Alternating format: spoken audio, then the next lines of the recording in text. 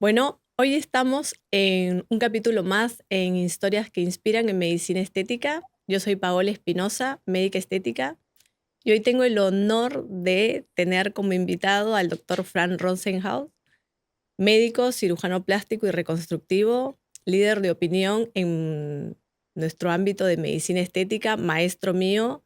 Así que yo estoy feliz, doctor, bienvenido.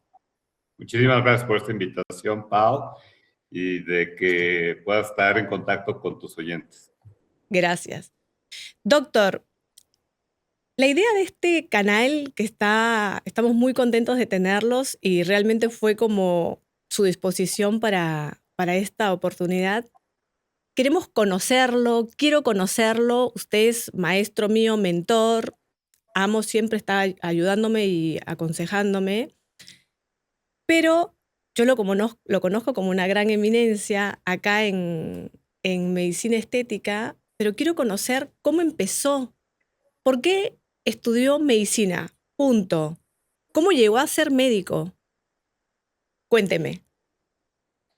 Bueno, pues esto sí nos lleva muchos años atrás y esa primera pregunta te podría decir que no tiene mucha respuesta más que el hecho de que siempre quise ser médico, siempre quise dedicarme a la medicina y quizás era porque el médico tenía esta aura de ser una personalidad muy importante cuando llegaba a la casa como el pediatra o luego sufrí del oído muchos años, así que tuve que ver con médicos todo el tiempo y siempre era la eminencia que lo que decía se hacía. Ese es probablemente algo que en la infancia me dejó muy marcado. Y empezó sin ningún problema, terminó el colegio y empezó a estudiar medicina sin dudarlo directamente. De hecho, hay alguna circunstancia ahí muy chistosa de que me gustaba eso, pero también me gustaba y me siguen gustando mucho los números. Así que no sabía si estudiar medicina o economía y al final decidí estudiar medicina. Eh, al, al paso del tiempo, cuando terminé la carrera o la especialidad y luego la subespecialidad, había muchas crisis económicas en mi país. Era una época que era casi de rutina sexenal, que caíamos en este efecto tequila que afectaba a todo el mundo. Y decidí entonces tener también mi portafolio de opciones en mi vida, otras cosas. Así que regresé a la escuela y hice una maestría en economía. Ah, después, Terminé las dos. las dos me muero. Sí, bueno, investigador y estudioso desde siempre. No puedo creerlo. ¿Y cirugía plástica cómo llegó? Bueno, mira, yo empecé en la especialidad de otorrinolaringología y cirugía facial de cabeza y cuello. Y cuando estaba en la residencia, donde parte de la cirugía muy importante es, por ejemplo, la rinoplastía, la cirugía de nariz, por alguna razón me di cuenta que esta en particular se me daba, se me facilitaba. Y también la gente que ya estás en un hospital de concentración muy grande, donde hay muchísimos médicos, enfermeras, anestesiólogos, y se empezó a correr la voz en ese hospital de que las narices que hacía eran un poquito distintas, eran más naturales, eran técnicas diferentes. Así que, debido a esa retroalimentación que recibí, ya estando en la residencia, en el segundo año, donde todavía me faltaba un año más, decidí irme a un curso específico de cirugía de nariz y accesorios, o sea, blefaroplastía, mentón, que empezaba de la Academia Americana de Cirugía Plástica Facial. Y este curso, que era inusual, duraba casi una semana con los máximos exponentes en ese momento, fue un parteaguas en mi carrera porque regresé con técnicas muy avanzadas para ese momento para mi hospital, donde, para ponerte un ejemplo, siempre se hacía el rompimiento del hueso, es decir, Muy claustrotomía traumático todo. fuera y yo empecé a hacerla por dentro, cositas de esas.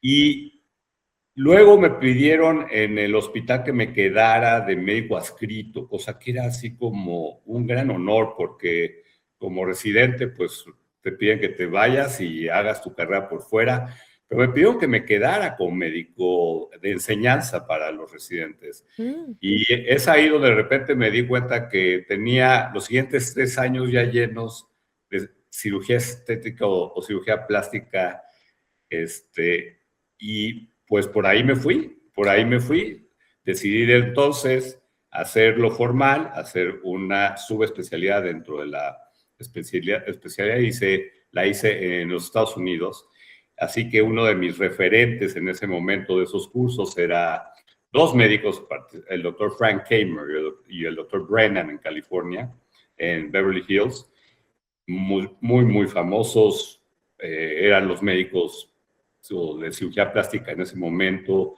que hacían a todas las actrices, etcétera, etcétera. Y así que me fui a hacer un fellowship con ellos en los Estados Unidos. Y ya fue después que regresé a México y prácticamente desde un inicio, pues hice muy poco de otorrino y claro. casi siempre de cirugía plástica. Doctor, ¿y usted regresó directamente al hospital? O sea, siempre en el hospital.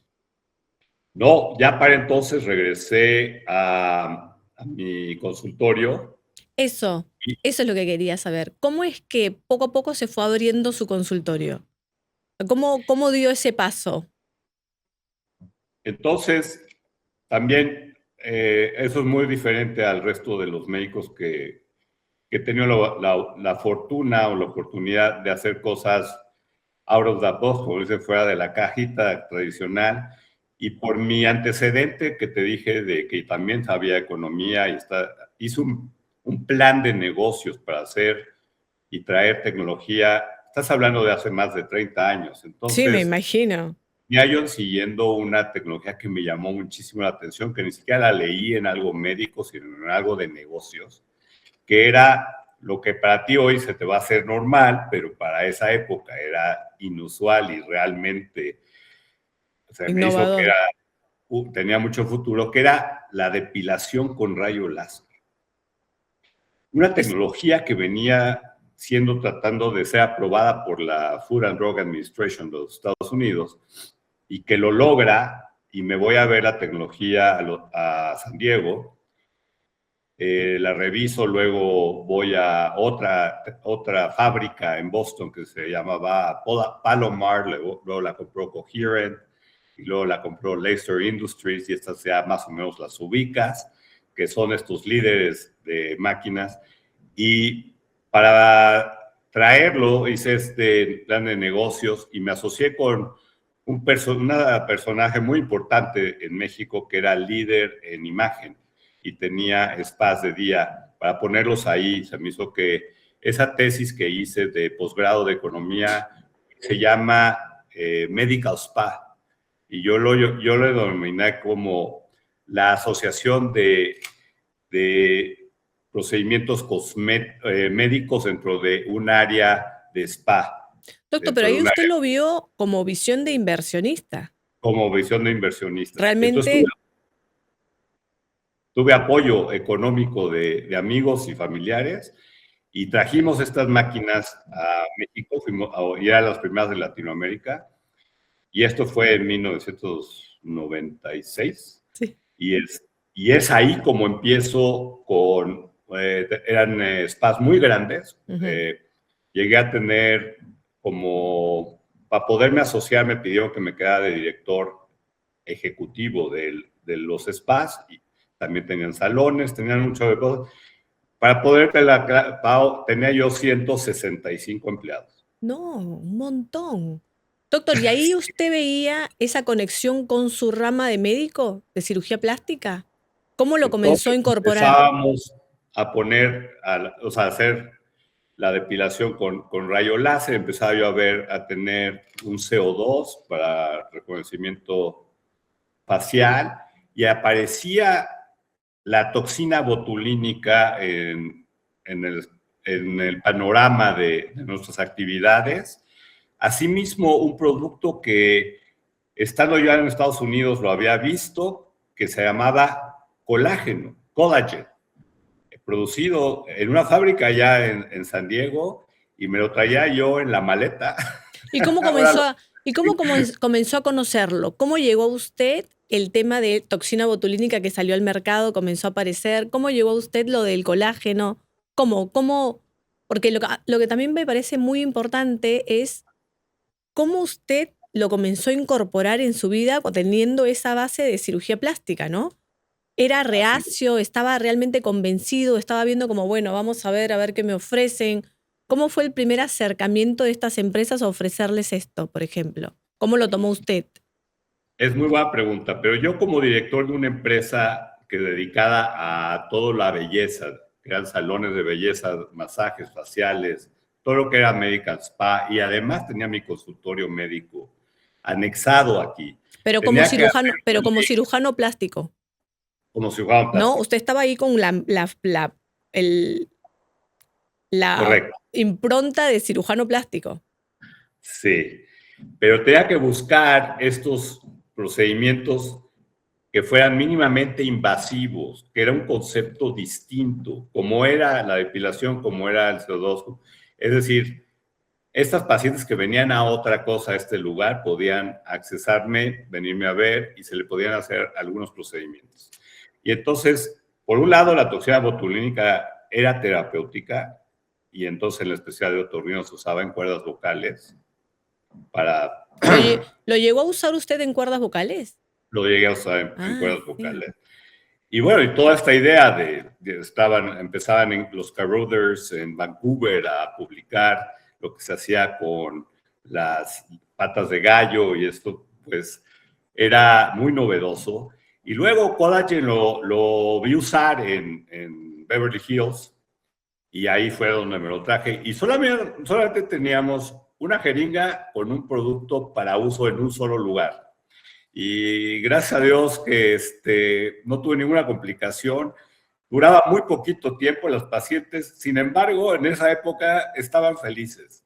Con 2 o 3 meses que le quitábamos el pliegue nasogeniano, esta rubita, se iban felices del consultorio y regresaban a las 2 o 3 meses a ponérselo otra vez. Eso usted Así comenzó, que, o sea, realmente usted vio la necesidad de que había un espacio ahí en el medio entre los procedimientos de aparatología a cirugía plástica, de acuerdo a la necesidad. así es. Más que nada era de que íbamos anexando estos nuevos productos, estos nuevos procedimientos a la especialidad. Pero al final, como tú y yo ya sabemos, 30 años después, esto terminó siendo algo completamente distinto y como ocurrió que me empecé a internacionalizar, es que fui a buscar a París una marca francesa de salones de belleza para el negocio del spa. Y había un personaje que estaba haciendo lo mismo que yo en París. Y ese cirujano plástico que quería integrar también tecnología dentro de las áreas cosméticas, servicios médicos, era el presidente de los cirujanos plásticos franceses. Tenía un congreso chiquitito donde se le ocurrió que todas las especialidades que tuvieran que ver con estética se juntaran, cosa que era Una completamente locura. irracional para mí, porque dije, todos estamos peleados con todos, el cirujano plástico, el otorrino, con el dermatólogo, con el oftalmólogo, todos con todos. Entonces, le dije, no, pues yo no creo que esto te vaya a ir muy bien, pero me invitó a ser partícipe de esa reunión que en un inicio hasta daba yo los gafetes a los participantes. Y ese congreso, Pau, es hoy el Congreso Mundial de Cirugía Estética. Esto estuve en el momento adecuado, en el lugar adecuado, y Sí, bueno, tengo casi 30 años de ser parte del comité científico de IMCAS, el International Master Course de on París, Aging Skin, de que todo. es cada año, tú sabes que hoy tiene más de 22,000 asistentes. Sí, que es Pero el en más. ese momento éramos 400. hablando de cosas de que cada quien hacía en su consultorio. Claro, claro, es Ajá. así, es cierto. Doctor, y ahí, en este caso de los congresos, ahí es donde usted comenzó también a ver, porque usted un momento deja de replicar técnicas para desarrollar ya criterios propios en ciertos procedimientos. Entonces te voy a decir qué pasó. Este médico, que lo conoces muy bien, es el doctor Benjamin Nasher, y es mi mentor de toda mi vida, me lo considero como mi hermano mayor, de personal y profesional, que es director de ese congreso hasta hace un par de años que se vendió.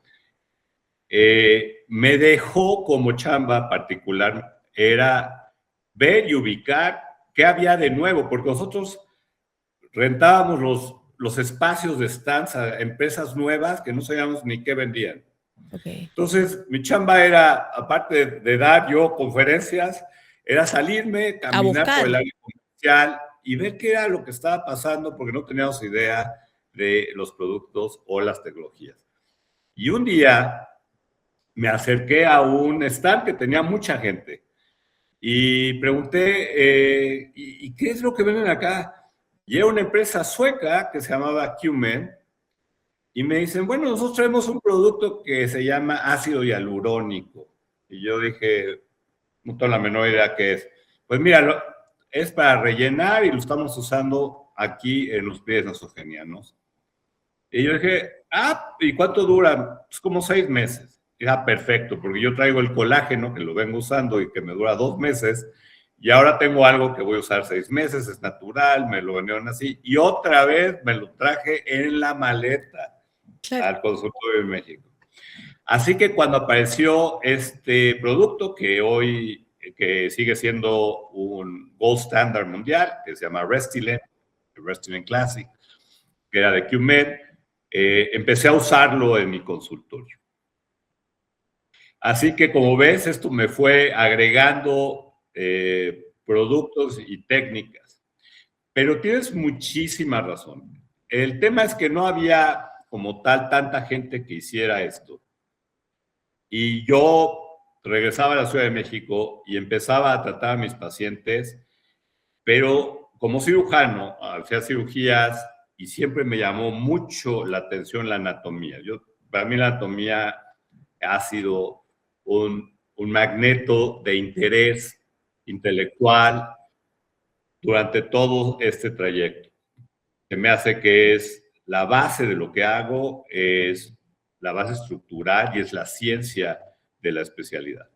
Entonces, entendiendo la anatomía un poco diferente a otras especialidades, como cirujano plástico facial, empecé a crear mi propia forma sin darme cuenta de hacer las cosas. Es como esta evolución natural que se da hasta en el mundo animal, ¿no? La parte evolutiva de cada quien se va diferenciando.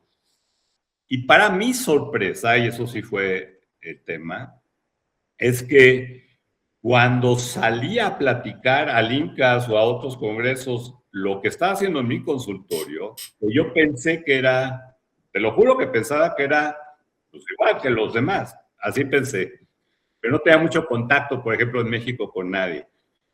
Y iba y se creaba un gran interés por el tipo de técnica que se había hecho Entonces, en mi sin clínica. querer, Yo, su propia investigación estaba abriendo puertas pensando usted que todos estaban por igual. y entonces lo oían ahí en París y entonces se acercaban y me decían, oiga, ¿usted puede hablar de esto en Shanghai? Porque tenemos un no sé qué en Shanghai. Qué loco, doctor, no le Si puedo me invitan, creer. sí. Pero por supuesto, Si me invitan, sí, pero... obvio. Y así se fue dando este tipo de invitaciones y este tipo de presencia internacional hasta que en algún momento de esa formación, la empresa líder hasta ese momento en medicina estética era una empresa que no sé si puedo mencionarla, pero yo creo que Sí, sí, que se llama Allergan y sí. que tenía este producto, se llama Botox. Es lo que tenían. Y habían creado un ácido hialurónico que se llama Juvederm y por otro lado en el 2000, ya estamos hablando de 2014, 2015, hay otra empresa francesa que decide comprar a esta empresa que te dije sueca, que tenía Ácido Hialurónico, que se llama Galderma, y a partir de entonces es dueña de Restylane. Pero Allergan generaba toda la información y los médicos que trabajaban para esa empresa eran los líderes mundiales de esta especialidad. Y ahí tenés a gente muy, muy importante en el mundo hasta el día de hoy, como el doctor Swift, como el ¿Cómo es doctor... que llega usted a hacer este acercamiento con estas empresas particularmente? Ahí usted también se comienza a convertir como el líder de opinión de estas, de Galderma, donde usted cree el gain, donde en Prollenium ahora. ¿Cómo es que llega a eso? Entonces, Allergan era el elefante de la industria y tiene a estos médicos que les llamábamos el Dream Team, Sí, que pues, eran los médicos que estaban innovando, capacitados por ellos. que nos estaban enseñando a todos a hacer las cosas. Y Galderma decide en un momento que necesita crear su propio grupo de médicos, tipo su propio Dream Team. Pero, no, pero la subespecialidad, no digo especialidad, pero la formación como speaker, como ponente, era muy arcaica, muy amateur. En ningún lado del mundo te enseñan a pararte enfrente de otros médicos a hablar y entonces tienes esta forma pues muy obsoleta, no sé si te acuerdas de las diapositivas viradas en azul y en negro y Totalmente, así sí. empezamos y como médico pues atrás en el podio de un stand, pero había ya la idea de profesionalizar eso, profesionalizar la forma de enseñar. Y me invita Galderma a un proyecto que era la formación de este equipo de Dream Team, porque primero era la formación nuestra y para eso contratan a todo el equipo de Allergan para que nos enseñen a nosotros, increíble, Qué loco. pero sí, así se dio. Y de ese grupo inicial, pues como siempre se fueron quedando menos y menos y menos y al final nos quedamos poquitos, nos quedamos unos 4 o 5. Y de ahí se origina una forma de una plataforma de enseñanza que se le denominó GAIN. Y nosotros éramos los formadores de esa plataforma. En ese momento no nada más éramos los ponentes, los que nos parábamos a decir las cosas, pero también del contenido. Nos armábamos los programas y las formas de decir, bueno, pues cómo vamos a poder transmitir este conocimiento. Para uniformizar conceptos siempre, ¿no? Uniformizar y estructurar y decir, bueno, tenemos que tener ciertas maneras de Evaluar. estandarizar la información, porque no era lo mismo que años anteriores. Imagínate la forma de enseñar anatomía al principio fue como quirúrgica, porque todos éramos cirujanos. Sí. Pero los demás, los que entraban a oírnos, no eran cirujanos. Entonces no entendían lo que nosotros decíamos. Tal cual, es verdad. Éramos nosotros los que nos teníamos que adaptar en enseñanza. Así que, Pau, te puedo decir que me tocó vivir no la adición al final de tecnologías hacia la cirugía plástica, pero tuve la fortuna de ver nacer una nueva especialidad médica. Y eso era inusual, y fue inusual, no creo que se vuelva a repetir, porque la gran mayoría de las especialidades se habían realizado en el siglo XIX, sí. El otorrino a finales de los 1880, pero no estábamos dando cuenta, pero hoy te puedo decir que, bueno, hoy la medicina estética o lo que estamos tratando de lograr todavía porque está en proceso de formación, es una nueva especialidad con sus propios generación de conocimientos, con su propia generación de literatura médica, de experiencias, de forma de hacer las cosas, de forma de ver la anatomía, de tecnologías y productos y procedimientos y técnicas. Esta especialidad, es decir, lo que nos falta por hacer, que es mucho, es hacer que sea tan formal, tan estructurada, tan científica y tan reconocida con la credibilidad que requiere como cualquier otra especialidad en medicina, como puede ser cardiología o las neurociencias o lo que tú quieras. En este mundo, Frank, de medicina estética que estamos hablando, que está empezando, esta es la idea de que sea reconocida, como dices, ¿cómo hacer para que haya una independencia frente a la industria, ¿no? Del médico, que no se case con nada, que mantenga esa ética frente al paciente para saber ofrecerle lo correcto, lo que realmente necesita, versus lo que la industria o los laboratorios te ofrecen? ¿Cómo uno lo logra? Sí, el problema inicial, el origen de ese problema es que en su inicio, hace unos años, la mayor parte de la información venía de la industria. Cuando yo decía, bueno, ¿y para qué sirve este producto, el ácido hialurónico? Pues tenía que oír lo que me decía la empresa, para qué sirve y lo que habían hecho y qué estudios Así habían es. formado. Cuando eso ocurre una vez, pero cuando tienes a 10 empresas que te dicen que su ácido hialurónico es el mejor y hace que A o hace B mejor que nadie, pues entras en crisis, entras en caos, pero no sabes realmente si sí es o no es, y no había mucha información en la literatura. Así que es ahí donde entramos todos los médicos que estábamos usando estos productos, es decir, bueno, tenemos de hecho que inventarnos, ese es un buen ejemplo, Pau. Pues, ¿cómo comparas un ácido hialurónico con el otro? No sabíamos cómo comparar un gel contra otro gel. Así que tuvimos que pedir prestadas la ciencia de la física, que se llama reología, donde es el estudio de los fluidos, para poder decirle a los demás médicos, oigan, miren, hicimos pruebas con estos ácidos hialurónicos y este es más fuerte que este, o este se introduce más en el tejido que este. Pero esa información se fue desarrollando en ese momento para no tener que depender de la información de la industria, Claro. sino información generada por los mismos especialistas. Que eso es lo que se tiene que hacer y se tiene que seguir desarrollando. Lógicamente, toda esta investigación cuesta dinero y toma tiempo, así que a veces ahora lo que pasa es que está soportada, generada y apoyada también por cierta parte de la industria, pero ya existen ciertas reglas donde tú tienes que hacer público el hecho de si el estudio estuvo o no apoyado económicamente por X o Algún Y, laboratorio. y eso te da cierta garantía de que la información es neutra, es validada y puede ser usada. Doctor, ¿qué le recomienda o qué le podríamos decir a los médicos que están comenzando a incursionar en este mundo?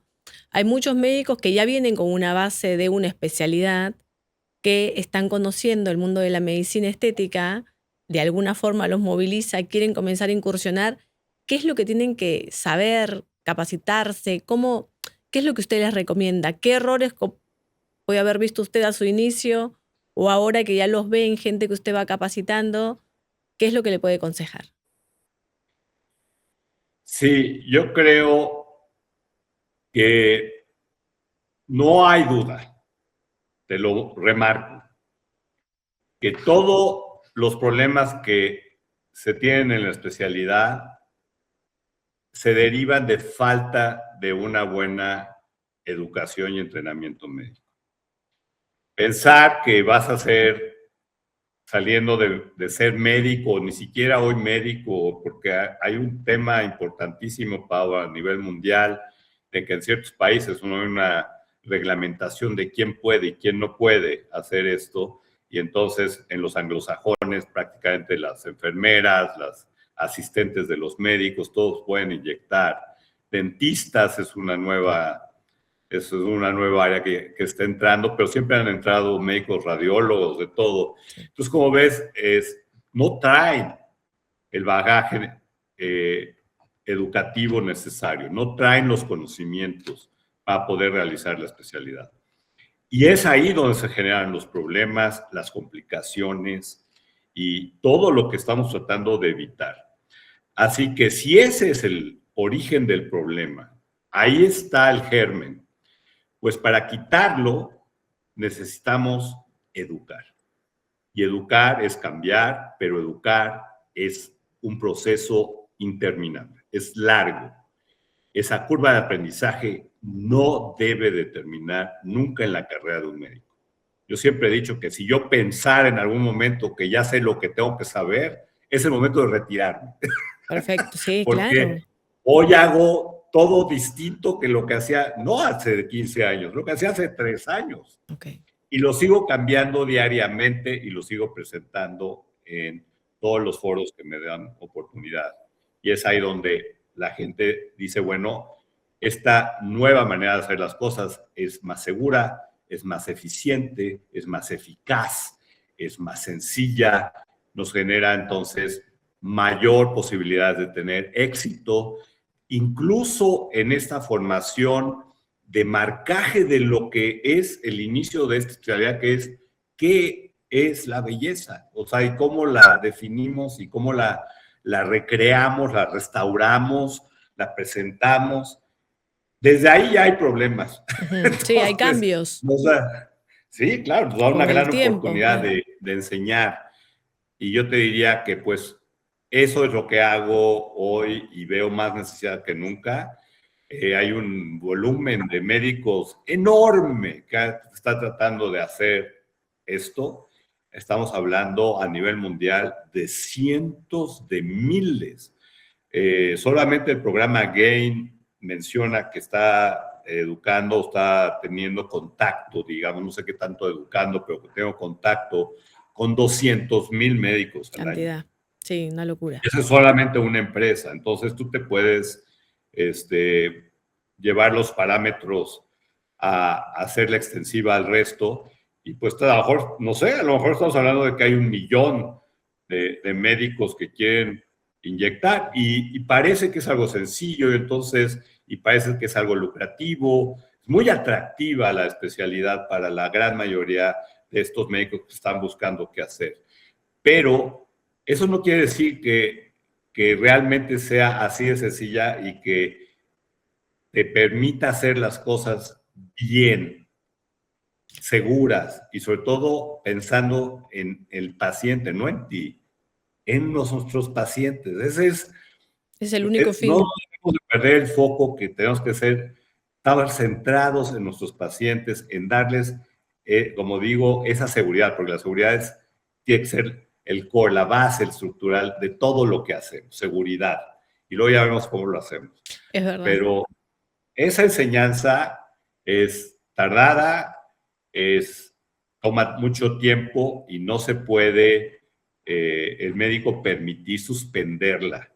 Tú te quedas en tu consultorio sin tener referencias y estar en contacto con el mundo acerca de lo que está pasando y inmediatamente en 12 meses Chao, caes en perdiste. la adolescencia y tú lo sabes. Totalmente. Doctor, y usted que está recorriendo el mundo permanentemente en contacto de diferentes lugares de capacitación y usted capacitando, ¿qué, por ejemplo, en anatomía, que es básica la anatomía, como usted dice, es la estructura, qué cursos, qué capacitaciones, qué referentes recomienda? Todos los cursos siempre es como, dicen, cada año uno debería hacer un curso de anatomía, siempre hay que estarlo recordando todo el tiempo. Pero usted se siente como ahorita poder decirme algo, bueno, no hagan un curso de un mes, traten de hacer una capacitación de un año, por lo menos un diplomado. ¿Qué es lo que usted sugiere? ¿Qué es lo que recomienda? ¿O diferentes, hacer diferentes rotaciones por consultorios de médicos con gran capacidad como usted? ¿O qué es lo que usted opina con respecto a eso? Es muy buena pregunta. No hemos tratado de ver cuáles son los mejores formatos de enseñanza y cómo podemos de entrada clasificar a los alumnos, porque el alumno en sí no se autoclasifica correctamente. Él dice que sabe más probablemente de lo que sabe. Es todo un efecto psicológico que conoce como Dunning Effect. Y, y lo que estamos tratando de describir para todos ustedes, para todos los médicos que nos estén escuchando, es que la clasificación va a estar en base a la experiencia realizada. Es decir, si tú tienes X horas de estar inyectando, a lo mejor estás en el nivel 1, si tienes más en el nivel 2 y más en el nivel 3. Porque la experiencia de la inyección es lo que te hace estar en este nivel. Pero si estás empezando, tú necesitas las bases y eso requiere quizás de un programa más estructurado, más formal, que hoy hay pocos, la verdad. Te puedo decir que una de las grandes deficiencias es que en la gran mayoría de los países no existe reconocimiento sobre una especialidad de medicina estética. Ujú. Existen lo que le llaman diplomados o maestrías que terminan siendo cursos de fines de semana y que les dan una falsa seguridad y una falsa enseñanza o incompleta, digamos, a estos médicos. Pero buscar esto es lo básico.